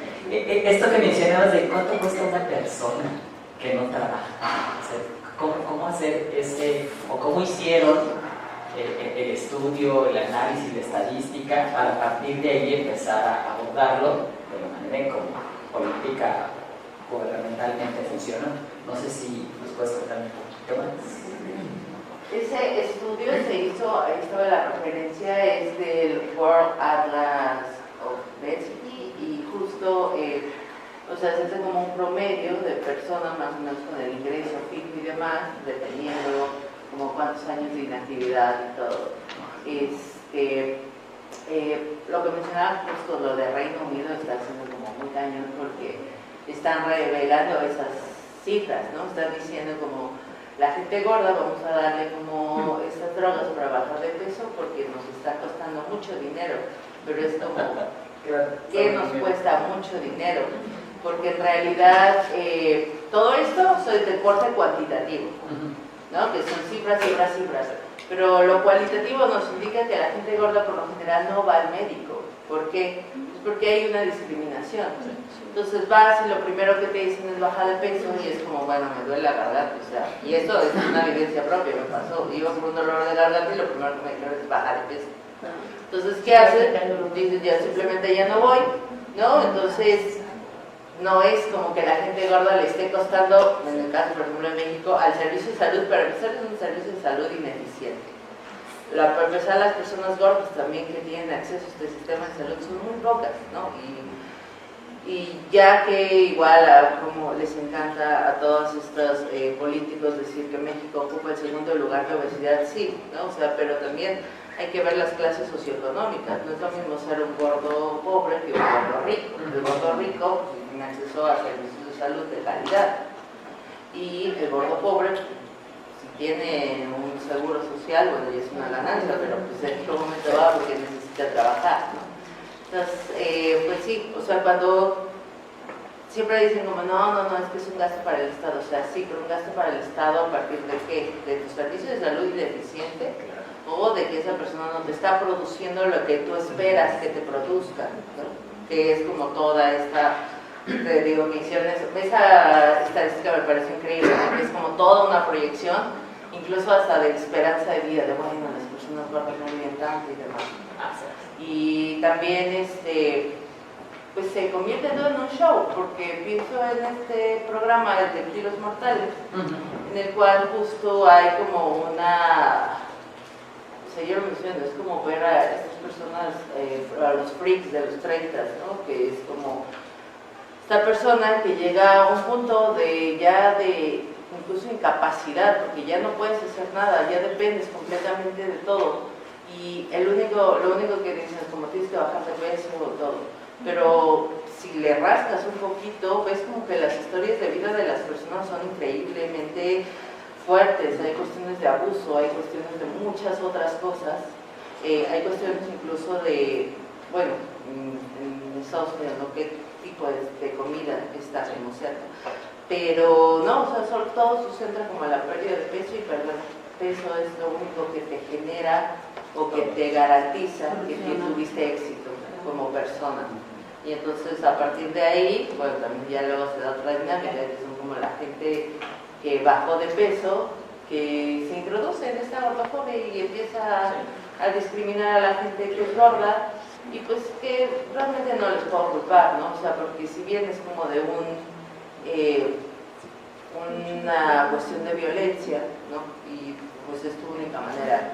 Algo que me gusta muchísimo de los estudios gordos es que llega a una parte en la que se junta con todos los estudios LGBT y demás, en la cual es esta parte como de la historia, en qué momento se despatologizó o se quitó a la homosexualidad como enfermedad, en qué momento, por ejemplo, lo que mencionaban hace rato de las infecciones de transmisión sexual, se le responsabiliza completamente al individuo y no se ve que hay detrás, ¿no? O más bien no hay detrás de una educación y no se habla del tema. Entonces, a mí me gusta como mucho juntar como todo esto y que creo que es donde me he sentido como más cálida y bienvenida como en estos círculos de diversidad sexual, que bueno, son temas que tocan de parte de la diversidad. Está muy bien. Pero sí, así es triste que solo nos vean como cifras, cuando en realidad somos personas. Muchas gracias. Andrea, sí, las caderas no mienten, diría Shakira. Y lo que nos compartes, muchas gracias por los videos, que ahora que sí los pudimos ver. breve, ¿cómo fue tu experiencia con hombres? Porque solo nos compartiste el video con una chava, ¿no? De todos están en el proyecto Migala, ¿no? Incluso creo que llegó a haber una temporalidad en la que eras la única mujer dentro del proyecto, ¿no? Entonces, ¿cómo fue para ti abordar desde tu muchosidad esas caderas de hombres a través de la danza? Es bien chido porque, pues bueno, yo les compartía como primer video como el asunto de la corporalidad que yo empecé a conocer de las personas del grupo, ¿no? Como en el asunto de que ellos se habían desarrollado en su vida de alguna forma, corporalmente, sin necesidad de nada, ¿no? Entonces ahí yo encuentro mucho como el asunto de que el grupo partía mucho como de buscar darle cariño o como la importancia a todas las personas que estuvieran ahí. Y en el asunto de que como que todos ya realmente estábamos súper preocupados por un montón de temas políticos, sociales, ¿no? O sea, eso era como nuestro mira, estos tenemos en común, ¿no? De que tengo depresión porque no sé, tengo ansiedad, bla, bla, bla. Y entonces ahí veíamos cómo todas estas cosas realmente nos impactan como corporalmente en el asunto de nuestra desconstrucción, pues, de identidad. Y yo, está bien bonito porque pues yo no quise como hablar así de que estas personas tienen esto y son esto y bla, bla, porque es demasiado como, siento, analizar a cada uno de ellos como identidad. Pero, pues la gran mayoría del grupo eran heterosexuales, ¿no? Y como eso también jugó un papel dentro de su desenvolvimiento y cómo se veían ellos en esto. Y es bien bonito porque ellos, a partir del asunto de la ternura y el asunto de la colectividad y el asunto del compañerismo y la amistad, se volvió un grupo de pura diversión. Y entonces yo por eso hablaba sobre diversión, ¿no? O de diversión. Porque no era algo que nos faltara, y además como en el asunto de decir que ellos ya se veían de por sí como estas acciones corporales como políticas, como algo activista, como cómo te acercas al otro, cómo puedes dialogar con el otro sin ser así como diplomático y no sé qué. Entonces ya había esas dinámicas bien bonitas que ya se rompían dentro de estas ondas del género, y pues no fue algo que yo haya como que, ay, sí, déjense los doy, ¿no? Sino que realmente vi eso y dije, vamos a trabajar con eso, vamos a potenciarlo, vamos a platicar entre los, a ver qué sucede. Y sucedió eso, ¿no? Hay un ejercicio que había en el grupo que no lo puse, donde generaba como el contacto con sus manos, y ambas personas se tenían que mover al mismo tiempo sin soltar este contacto, ya sea pues con el arrastre o con el mínimo contacto o con un contacto muchísimo más amplio, ¿no?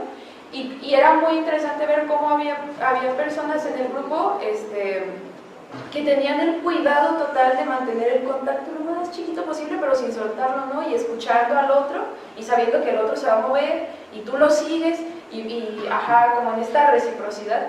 Era muy lindo, y pues sí, como que eso, ¿no? O sea, todos compañeros, amigos de construcción, diversión. Gracias. Y ya para no robar más micro, Rocío, como el APA, ¿no? Empezamos la sociedad sólida, líquida, y ahora incluso se habla de la sociedad gaseosa a partir de todo el análisis de las redes sociales, ¿no? De esta inmediatez, ¿no? De evaporar las necesidades, los gustos, la atención, las relaciones, ¿no? Ya, como lo líquido puede incluso tener una temporalidad más prolongada, y ahora lo gaseoso, se nos va rapidísimo. Y solo compartirte que justo la semana pasada vi un video, me llamó mucho la atención. No sé, búscalo si quieres, esa invitación. La muerte del camaleón. Cuando está en proceso de muerte, es toda una explosión de colores Y entonces me pareció bello, y luego con el cuento que nos compartes, porque pienso como en esta última etapa de vida, o en este proceso de morir, el cuerpo, gracias a lo que compartes, pienso como el cuerpo pasa por todos los cuerpos que fueron, que son y que seguirá siendo. Entonces graban al camaleón muriendo y es todo un arcoíris de color. Y entonces me explotó la cabeza con el cuento porque pienso, pues es todos los cuerpos que son ese cuerpo, que son la historia de los cuerpos que hicieron que ese cuerpo esté ahí. Y los cuerpos propios que somos y los que heredamos. Sí. También. Sí, el cuerpo que va a quedar ahí. Y los que creamos. Gracias, Rocío. Ya.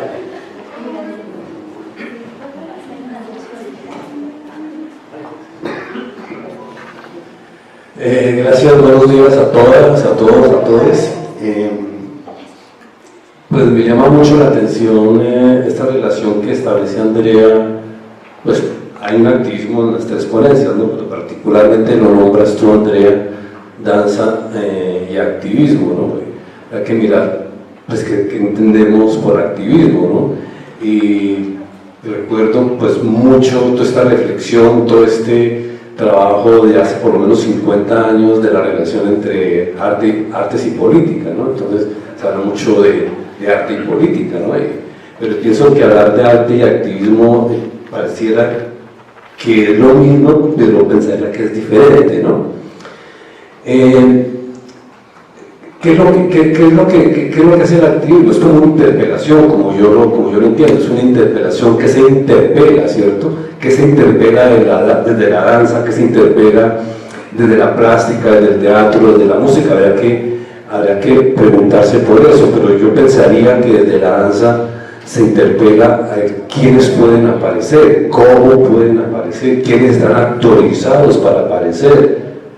Sí, las personas que denominan gordas pueden aparecer, ¿cierto? Si están autorizadas a aparecer, si están autorizadas a mostrarse, ¿cierto? Entonces me parece que el activismo interpela precisamente todos estos protocolos, todas esas estéticas que autorizan, que regulan la aparición de los cuerpos, ¿sí? Entonces en ese orden de ideas pues te pregunto, pues, si has explorado todo esto, todas esas estéticas de ballroom, ¿no? Pues todo este proyecto político que hay, no de comunidades, retomo los dos conceptos que han trabajado, individualidad o comunidad, ¿cierto? Que es la dialéctica moderna, que estamos atrapados todavía en eso, ¿cierto?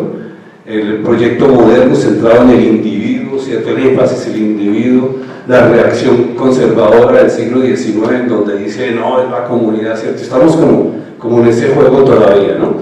Entonces, luego a lo de ballroom, ¿cierto? Que esta tarde hay algo de es una apertura, Gabriela, que es una estudiante trans de Bogotá, pues va a hacer algo en Bellas Artes. Mañana tenemos a hablar un poco de eso y mirar a ver cómo es la lucha de todas estas personas que optaron por la danza, ¿cierto? Una danza urbana, lo del pop, como una parodia, como una interpelación, ¿cierto?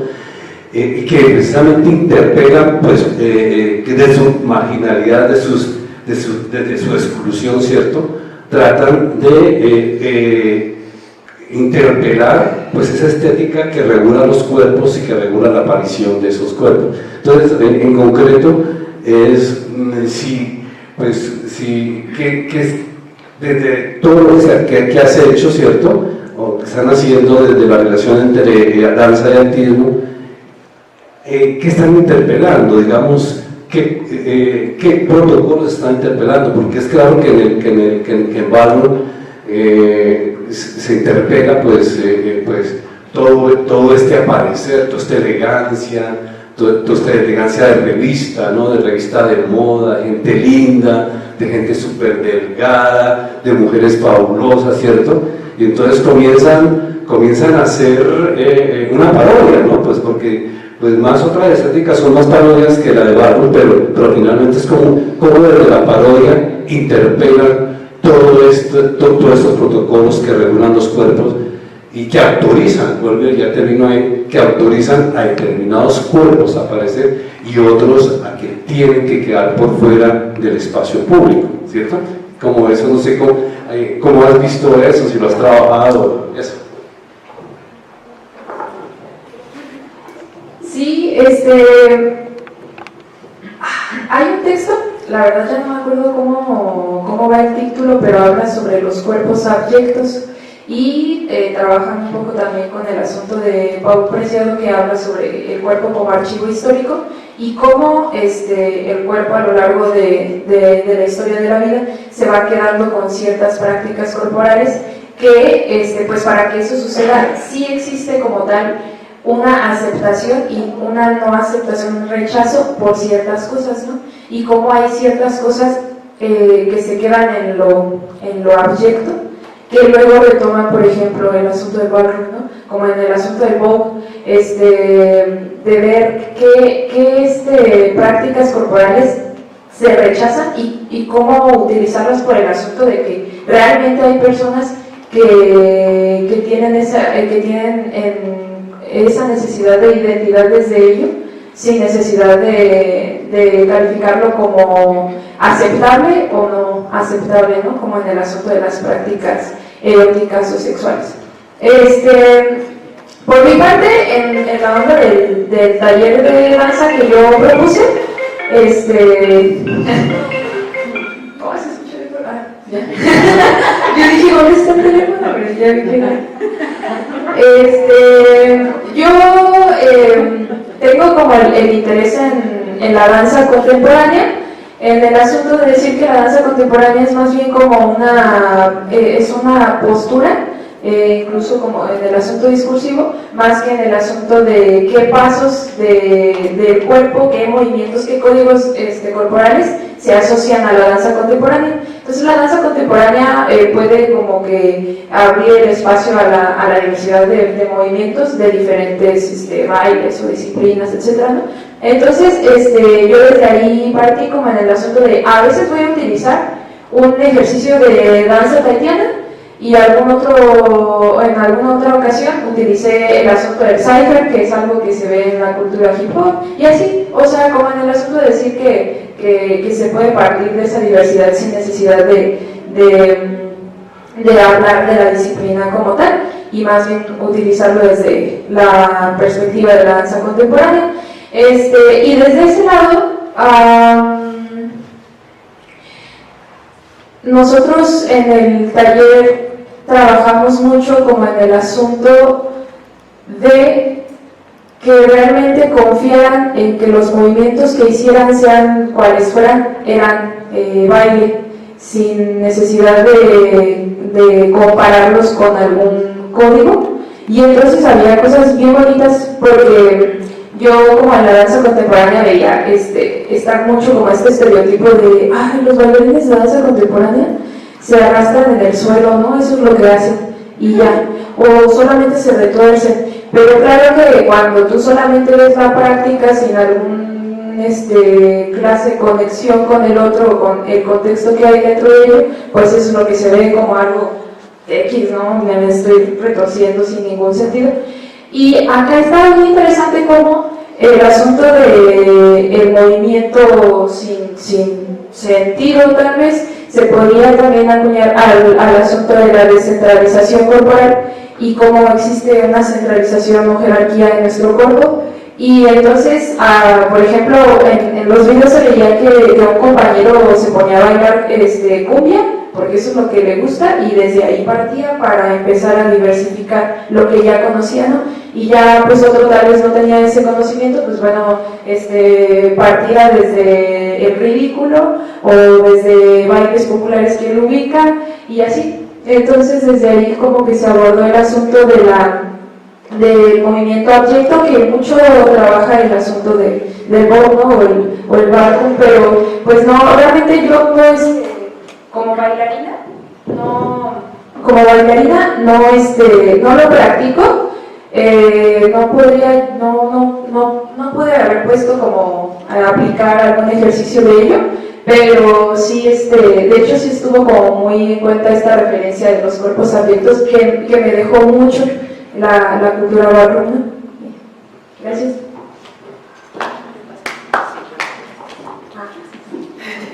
Sí, yo solo una acotación y luego te doy la palabra.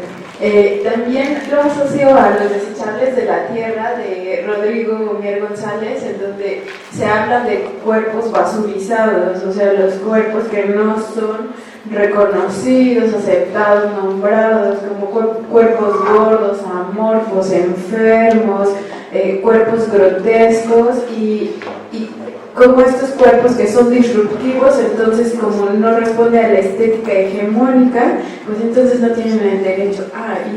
Y en esta colectividad del cuidado es retomar esa diversidad para expresar, ¿no? Que es parte de la libertad. Te lo doy, Rocío, y cerramos contigo.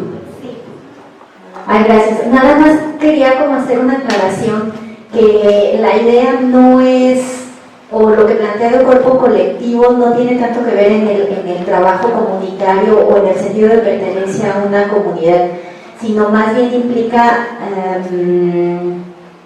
saberse que no eres un cuerpo cerrado, sino que eres un cuerpo permeable, poroso, atravesado por otros cuerpos. Y entonces lo que sucede es que, porque hay comunidades que pueden ser muy violentas, muy jerárquicas, no es eso, es que al saberte que eres un cuerpo incluso integrado por otros cuerpos, o sea, estoy llena de bacterias, de virus, de bichos que viven en mí de manera simbiótica. Entonces, al saberte desde ahí, no impones la horizontalidad, sino que sucede, y sucede en relaciones de cuidado, de sostenibilidad, no solo en un sentido ecológico, sino de soporte, en el sentido simpoyético, ¿no? Entonces, pues nada más como quería acotar eso y hacerles un anuncio, hablando de camaleones, porque creo que aquí nos viene muy bien, de un par de revistas que está publicando la Universidad Autónoma de Nuevo León, y para invitarles a que estas cosas pues también se pongan allá. Camaleón, arte escénico, se las voy a poner allá para quien quiera, en la entradita, para quien quiera acceder ahí con el QR y dialéctica escénica. La revista de Camaleón es menos estricta, digamos, en sus procesos editoriales.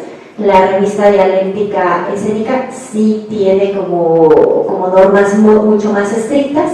Entonces, pues hay como dos opciones que están interesantes para visitar. Novitas, esta sacó apenas su primer número, está sacando el segundo, pero está muy bien armada. Entonces, pues para invitarles a eso. Muchas gracias por su presencia, gracias a nuestras ponentes, y vamos a dar inicio a 10:30 nuestra siguiente mesa. Sí, tenemos creo una participación pendiente. Súper breve, por favor, porque ya pasamos el tiempo. Sí, gracias, era rápido, María Teresa. Quería preguntarte, en pro de la salud, entre comillas, es verdad que nos marcan mucho estas tendencias de cuánto hay que pesar y todo. Yo te quería compartir, en cambio, una contraparte, por eso la pregunta es hasta dónde esta tendencia nos mina, literal, mentalmente, nos marca y nos obliga a una serie de patrones. Hace muchos años, cuando yo estaba en la primaria en otro país, a mí, en cambio, me hicieron unas fuertes críticas que pasaron de ser crítica a evento salud, porque me llamaban la raquítica. Estaba, según mis profesoras, según mis compañeras, era tan delgada que yo me bulleaban y era la raquítica. Me mandaron de manera obligada, o sea, una carta con mis papás para que fuera una nutricionista, la cual absurdamente me mandó a comer obligatoriamente, y me checaban en la escuela 5 veces al día, donde entre ellos tenía que comer un montón de galletas de una nutricionista y queso suizo, todavía me acuerdo, ¿no? Para que engordara un montón. Siendo que realmente el análisis a lo mejor nunca partió de una cosa esencial, la estructura ósea de cada quien, por otra parte. Mi estructura ósea, por ejemplo, es extremadamente delgada, muy chiquitita, me tengo que ajustar las pulseras, en fin. pero eso no quiere decir que estuviera enferma. Pero como estaba en un país donde las niñas eran más grandes que yo, pues corpulentas, a mí me pasó el efecto contrario. Entonces, ¿hasta dónde efectivamente es esto de la salud? O más bien, son las tendencias que nos marcan y qué es lo que hay que hacer. Una de las mujeres más íconos del mundo fue Marilyn Monroe, orgullosamente una talla 11. Yo viví traumada hasta largo mi adolescencia por ser, según yo, un esqueleto demasiado delgado. Sí, yo sí me introyecté lo de ser raquítica. Entonces, ¿cómo ves tú esto? ¿Hasta dónde realmente es una tendencia que nos marca, donde ni siquiera hay un respeto a la complexión natural del ser humano? Pues es que todo ahí tiene que ver con una cuestión cultural, ¿no? Me mencionas que las mujeres a tu alrededor pues eran mujeres más robustas, sí, y que de hecho, o sea, es como lo que se prefiere. O sea, entonces la gordura, y como lo mencionaba ahí, o sea, la gordura no es estática, más bien la perspectiva de la gordura no es estática, cambia conforme a las culturas. Por ejemplo, podemos ver aquí a las comunidades indígenas en México. También se prefiere que las mujeres sean un poco más robustas, que tengan igual caderas más anchas. ¿Por qué? Porque ahí hay una cuestión de fertilidad, de reproducción. Pero todo esto tiene que ver con una cuestión cultural, ¿no? Entonces a las mujeres que tal vez no son así, se les impone como esto, ¿no? O sea, igual, por ejemplo, en África, hay algunas comunidades en las cuales a las mujeres se les engorda. ¿Por qué? Pues porque igual tienen toda esta concepción de la fertilidad y de todo eso. Y pues las mujeres que no son gordas, digamos, o sea, o no se desarrollan gordas, pues entonces lo padecen e igual. Y entonces, sí, la vivencia de los cuerpos que no son más bien como la norma que los exigen, ya sea en un extremo súper delgado o en un extremo ya de gordura, pues son los cuerpos que son sancionados y demás. Pero en el caso de la gordura, y aquí sí estoy incluso hasta muy inflexible con eso, a los cuerpos gordos siempre se les discrimina más. ¿Por qué? Porque hay mujeres a las que se les niega un trabajo solo por ser gordas, cuando a las mujeres muy delgadas a veces no se les niega nada. Incluso con la ropa, es más fácil que una mujer muy delgada encuentre ropa a una mujer gorda que encuentre ropa, y que las dependientes te hagan burla, que te digan o que se cuchicheen y demás. Entonces sí hay, por supuesto, hay una discriminación en torno de la norma, pero desafortunadamente los cuerpos gordos son quienes siempre las llevan como las de perder, que son a los que a lo largo de toda esta historia se les ha ido como discriminando aún más, y todavía se sigue viendo como lo más indeseable, ¿no? En cuanto a construcciones corporales. Muchas gracias. Ok, pues vamos a dar